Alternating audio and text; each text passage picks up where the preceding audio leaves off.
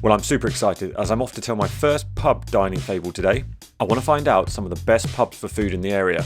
Which is your favourite pub to eat or drink? Leave a comment below. When I was growing up, pubs had pretty terrible reputation for boring, stodgy and unhealthy food.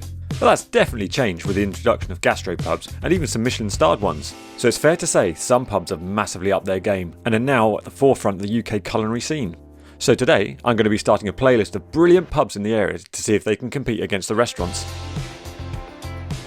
Welcome to Dining Fables, a food channel dedicated to going local to eat global. Now, pubs are one of Britain's oldest and most popular social institutions, but they're not just about getting in. They play a key role in our local communities as well as being hugely important to local economies. Where's your favourite pub? And if you've got any amazing recommendations, let me know in the comments below. Traditionally, pubs were all about enjoying a drink, but food is now right alongside it at the top of what people are looking for.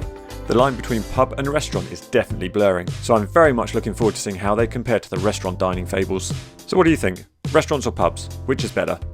Today's pub is the Greene Oak near Windsor, which has changed owners since I was last here 6 years ago, and I've been advised since the change they've massively upped their game when it comes to food, so I can't wait to check it out. Let's see what we can find out online. So what's the first thing they say? Taking hospitality back to its root. Sounds great. With a warm welcome from our genuinely friendly team, integrating ourselves into the hub of the community. I think that's great. It's one of the things that I think pubs definitely have over restaurants is that they are a hub for community, providing a place to meet and socialise, just for a drink or a wonderful meal. Right, let's check out the menu. Oh, fantastic, they've got a set menu option. So what options have we got? Okay, steak tartare, potted trout on toast, smoked mackerel. These all sound amazing. What about the mains? We've got mussels, plaice, hake, great selection of steaks, onto the puddings, a black forest sundae, apple and blackberry crumble, sticky toffee pudding. Oh, absolute classic. I think I could eat pretty much all of that.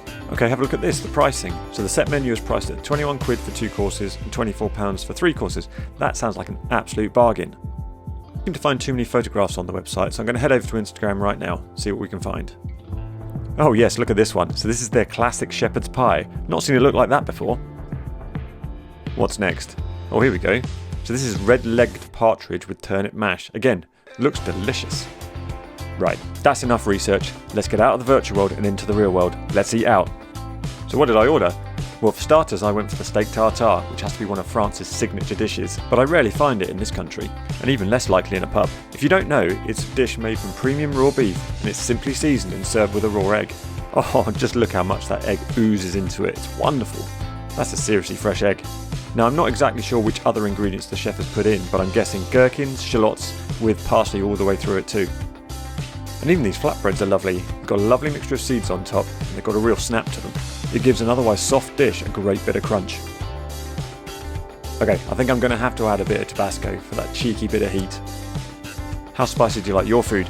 Let me know in the comments below. I'm going to have to be quite careful here, as I don't want to overdo it on such a subtle dish. Alright, let's give it a go. Oh yes, that's really, really good. It actually takes the dish up a level in my opinion.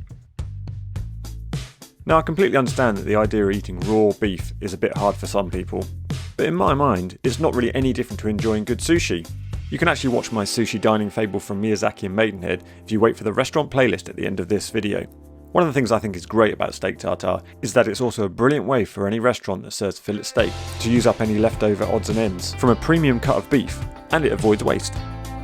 Wow, that really was a brilliant starter. On to the main course. So what did I go for?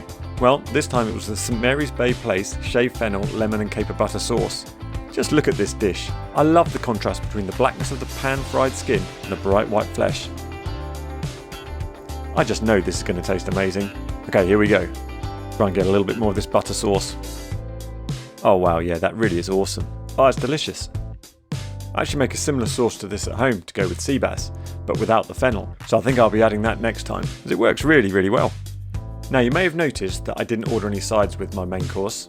There are some great options here at the Greene Oak, including triple cut chips. Thank you Tom Kerridge for making that almost standard in pubs nowadays. There's also garlic mash, which the waiter recommended I have with this dish, but the one I was severely tempted with was the iceberg heart salad with bacon and blue cheese, as bacon and blue cheese is one of my favourite flavour combinations. This St Mary's Bay Plaice really is beautifully cooked. It literally just falls apart, and you can tell the chef knows what he's doing because I've not found a single bone in this. I believe St Mary's is on the Essex coast, so it's great to see the food hasn't travelled too far. This butter, caper, lemon and fennel sauce really is an absolute winner. I can't quite get over how generous both the main course and the starter were. I mean, this is a whole Plaice, and if I just stick with the 2 courses, that's 21 quid. It's amazing. You know, this is such a wonderful dish. In fact, I think it's the best fish dish I've had in absolutely ages. I'm just sorry it's nearly finished. Where's the best fish you've eaten recently? Let me know in the comments below. If it's anywhere near here, let me know and I'll check it out. Now then, decisions. Do I go for a dessert? Well, of course I do. That's simple, isn't it, really? I couldn't not order a dessert from this amazing set menu. It's got to be one of the best value for money meals I've come across in a long time. Not only is it brilliant quality, but the portions are very generous, and I would imagine the same as the a la carte menu. As you can see, I went for the sticky toffee pudding, as it would be a crime not to have that when offered.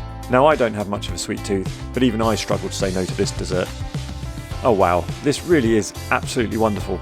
And as lovely as the sticky toffee pudding is, it's the honeycomb ice cream which is the real star for me, as I just adore that flavour, and especially the delicious little crunch of honeycomb popping in your mouth. This toffee sauce is ridiculously good. Now, sticky toffee pudding is classic pub grub, but if you're not aware what it is, it's basically a moist sponge cake made with finely chopped dates covered in a toffee sauce. Plump dates make it rich and sweet, but it's the sticky toffee sauce that makes it really decadent. I really could drink a gallon of this stuff. You'll have to excuse me while I try and finish this like a soup. I'm very pleased I went for this dessert. It was a tough choice between this and the Black Forest Sundae, but this definitely wins. So what's my takeaway from the Green Oak? Well, the food is definitely not your standard pub grub, and it's arguably one of the best restaurants in the Windsor area. Not only that, the set lunch menu is great value for money. Large portions superbly cooked, and there is no difference between this and the a la carte evening dishes, as I spoke to the GM on my way out, and it turns out that they chose not to scale them back or to make them smaller to encourage diners to come at lunchtime, without feeling cheated. And I think this is definitely the case, as I'd come back in a heartbeat at lunchtime to have this again. I'd also like to talk about the service at the Green Oak, as nothing was too much trouble for Greg, who was also knowledgeable and gave me fantastic recommendations not only about the wine, but about the food as well. So after much research, can I answer my original question? What's better, pubs or restaurants? Well, unfortunately at this stage, no I can't. I need more information. So I think the only sensible thing I can do is to create a Dining Fables pub playlist to try and find out. It's a tough job, but you know what, I'm up for it. Thank you so much for watching to the end of this Fable video, and I hope it helps you to decide to visit the Green Oak soon. If you do, please let me know your thoughts in your comments and perhaps what you had to eat. Stuck for somewhere to eat next week, or perhaps in the coming months, then stick around for my restaurant playlist for other great Dining Fables videos to watch and devour.